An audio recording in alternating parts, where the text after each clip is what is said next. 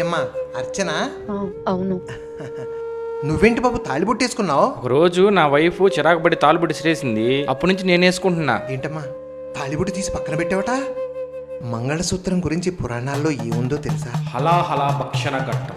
క్షీరసాగర మదన సమయంలో ఉద్భవించిన అత్యంత ప్రమాదకరమైన విషాన్ని లోకరక్షణకై శివయ్య తాగాల్సి వస్తుంది. నా మెడలో మంగళసూత్రం ఉన్నంత వరకు నీకు ఏమీ కాదయ్యా అని ధైర్యం చెప్పి పంపిస్తుంది పార్వతమ్మ.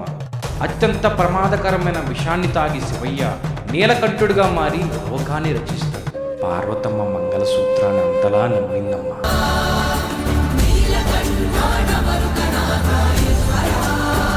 తాళి అంటే ఒక జ్యువెలరీ కాదమ్మా, భర్త ప్రాణాలను పట్టి ఉంచే ఒక ప్రాణసూత్రం. చివరిగా ఒక మాటమ్మా, నువ్వు తాళిబొట్టు వేసుకోకపో, అది నీ విజ్ఞతకే వదిలేస్తా. మన హిందూ సాంప్రదాయాలను మాత్రం నాశనం చేయకుండా.